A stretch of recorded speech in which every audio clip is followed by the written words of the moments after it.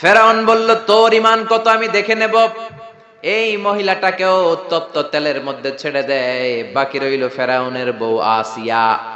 আসিয়া রে ফেরাউন বলল, আসিয়া এক আল্লাহর ইবাদত ছাড়ো, আমারে সেজদা দাও। আসিয়ারও এক কথা, জীবন দিব ইমান দিব না। ফেরাউন বলে, আসিয়া তোরে উলঙ্গ করব, বউ হয়েছিস, আই ডোন্ট কেয়ার। হাজার হাজার মানুষের সামনে নিজের বউকে উলঙ্গ করলো। তক্তার মধ্যে উলঙ্গ বউকে শুইয়ে হাতের মধ্যে পেরেক ঢুকালো, পায়ের মধ্যে পেরেক ঢুকালো। এক একটা পেরেক ঢুকায় তক্তার মধ্যে ছিদ্র হয়ে ঢুকে আর ফিনকি দিয়ে রক্ত বেরোয়। আসিয়া চিৎকার মারে। ফেরাউন বলে, তাড়াতাড়ি আসিয়ারে তেলের মধ্যে ফেল। আল্লাহ বললেন, জিব্রাইল যা, জান্নাতটা তুলে নিয়ে আসিয়ার চোখের সামনে ধর। আমার আসিয়া জান্নাত দেখে দেখে যেন আমার কাছে আসে। মালিক তুমি জান্নাতে, তোমার পাশে আমায় একটি ঘর বানিয়ে দিও, একটি ঘর বানিয়ে দিও। সে বিভীষিকাময় মহাদিনে তোমার কাছে তুমি টেনে নিও। মালিক তুমি জান্নাতে, তোমার পাশে আমায় একটি ঘর বানিয়ে দিও। পড়েন আমিন। এই জন্য আসিয়াকে রব্বুল আলামিন গোটা বিশ্বের সব নারীদের জন্য মডেল বানালেন। তার মানে কাফেরের বউ মুমিন নারীদের মডেল। আবার নবীর বউ লূত আলাইহিস সালামের বউ, নূহ আলাইহিস সালামের বউ কাফের নারীদের মডেল। সুবহানাল্লাহ কইবেন না? কথা বললাম পৃথিবীর মধ্যে যা যা আছে, সাগরের কথা, মরুভূমির কথা, পাহাড়ের কথাও বললাম। বড় বড় পাহাড়ের কথাও কোরআনে আছে না নাই? আল্লাহ বললেন, ওয়াজআলনাল জিবালা আওতাদা, পাহাড়কে আমি পেরেকের মতো বানিয়েছি। পেরেক যদি কাঠের মধ্যে ঢুকে দেন, পেরেকের বেশিরভাগ চলে যায় কাঠের ভিতরে, সামান্য মাথাটা বাইরে থাকে। ঠিক তেমনি পাহাড় দুনিয়াতে উপরে দেখা যায় যতটুক, তার 3 ডবল মাটির নিচের পাহাড় থাকে। আমরা জানলে বিশ্বনবী পড়তেন, আল্লাহুম্মা রাব্বান নাস আযহিবিল বাস ইশফি আনতাশ শাফি লা শিফা ইল্লা শিফাউক শিফাউন লা ইউগাদিরু সাকামা। আবার পড়তেন, আসআলুল্লাহাল আযীম রাব্বাল আরশিল আযীম আইয়াশফিয়া। এজন্য অসুস্থ হলে এই দোয়াগুলো করে দিবেন। ঝাড়ফুঁক করবেন। ঝাড়ফুঁক ইসলামে আছে, তাবিজ তোমার ইসলামে নাই। এগুলোর ব্যাপারে বলবো আজকে আমরা। অনেকে তাবিজ লাগে অনেকগুলো, এদিকে 5টা, গলায় 5টা, হাতে 5টা। তারপর আমাদের কাছে নিয়ে আসে, হুজুর একটু দোয়া করেন ছেলের জন্য। কি হয়েছে? হুজুর কথা শোনে না, অসুস্থ থাকে প্রায়। তো যেই তাবিজ লাগাইছেন এগুলার ভারে ওজন এমনিই তো অসুস্থ থাকবে পোলা, ঠিক কিনা? তাবিজ ছিঁড়ে ফেলবেন। বেশিরভাগ তাবিজগুলোর মধ্যে দেখবেন ওই যে মোমবাতি দিয়ে আটকায় দেয় না, খোঁচায় খোঁচায় খুলবেন, খুইলা দেখবেন ভিতরে কি লেখছে জানেন? জাফরানের কালি দিয়া 7, 8, 9, 3, 4, 5। হুজুর এগুলো কোরআনের আয়াতের সংক্ষেপে লেখছে। তোরে সংক্ষেপে লেখার পারমিশন দিয়েছে কে? কে দিয়েছে পারমিশন? 786 নাকি বিসমিল্লাহ হয়। 1 কোটি বার 786 লেখলেও একটা বিসমিল্লাহ সমান হবে? বিসমিল্লাহরে সংক্ষেপ করলেও 786। আবার হরে কৃষ্ণ হরে রাম এটারে সংক্ষেপ করলেও 786। চিল্লা এখন ঠিক কি না? এজন্য তাবিজ তোমার নয়, রুকিয়া করবেন। ঝাড়ফুঁক করা সুন্নাত। ঝাড়ফুঁক করা কি সুন্নাত। সূরা ফালাক, সূরা নাস, এই 2টা পরে যদি ফু দেন, জিনের বাদশাও দিব দৌড়। ছোট্ট বাচ্চারা যদি জিনে ধরে, পরিতে ধরে, আয়াতুল কুরসি পরে ফু দেন, জিনের 12টা বাজায় দিবে কে? আল্লাহ। এগুলো পড়তে চায় না। বিশ্বনবী হাসান আর হুসাইনকে এই দোয়াগুলো পড়ে ফু দিতেন। হাসান হুসাইনকে তাবিজ পড়ায় নাই কখনো।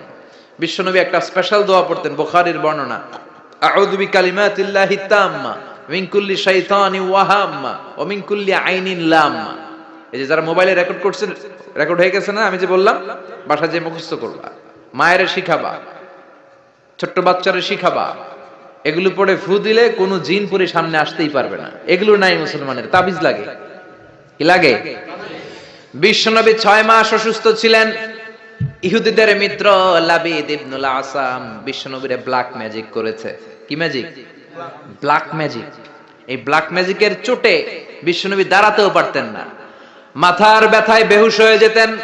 বিবিদের সাথে ফিজিক্যালি মিট করতে পারতেন না, সেক্সুয়াল এন্টারটেইনমেন্ট করতে পারতেন না, ইন্টারকোর্স করতে পারতেন না। এত দুর্বল ছিলেন বিশ্বনবী।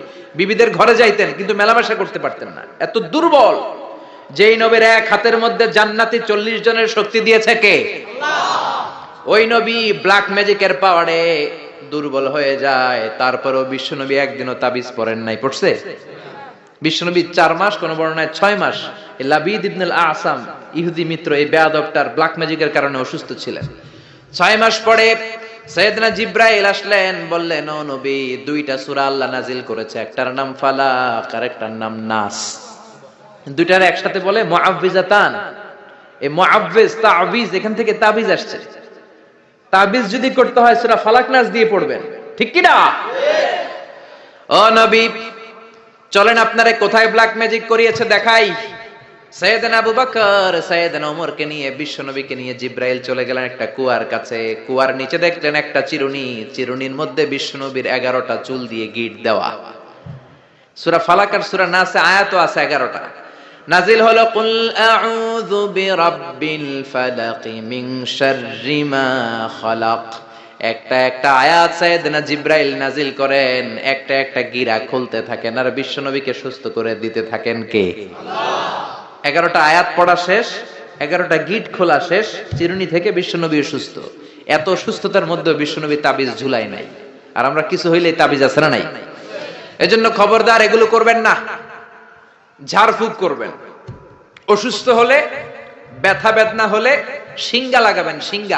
শিঙ্গা লাগানো সুন্নাত। কিন্তু বাদদানি মহিলারা যে মাথায় দিয়ে যায়, ফুকোয়ায় জুকোয়ায়, শিঙ্গা লাগায়, সাপের খেলা দেখায়, এগুলো বলে, এলাকায় বলে ফুকোয়ায় জুকোয়ায়, শিঙ্গা লাগায়। ওই শিঙ্গা না, বিশ্বনবী যে শিঙ্গা লাগিয়েছেন, আরবিতে এটাকে বলে আল হিজামা, ইংরেজিতে বলে কাপিং। এজন্য বিশ্বনবী নিজেও শিঙ্গা লাগাতেন, সাহাবীদেরকেও শিঙ্গা লাগাতে বলতেন। আমাদের সমাজে এখন আমরা শিঙ্গা লাগাই না, ঝাড়ফুঁক করি না, খালি তাবিজের পিছনে দৌড়াই। আজকে থেকে ঝাড়ফুঁক শুরু করবেন।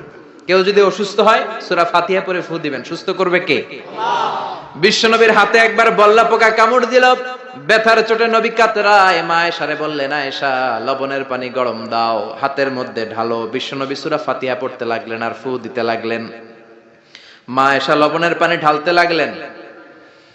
মা আয়েশার লবণের পানি ঢালাও শেষ, বিশ্বনবীর সূরা ফাতিহা পড়াও শেষ, আঙ্গুলের ব্যথাও।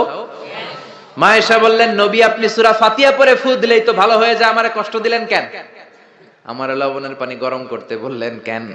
বিশ্বনবী বললেন, আয়েশা লবণের পানির মধ্যে সোডিয়াম ক্লোরাইড আছে। It's a very natural pain killer, natural vaccine. লবণের ভিতরে কি থাকে? সোডিয়াম ক্লোরাইড থাকে। এটা আপনার পেইন কিলারের কাজ করবে। ব্যথার মধ্যে লবণ সিদ্ধ দিয়ে পানি ঢালেন, সুস্থ করে দিবে কে?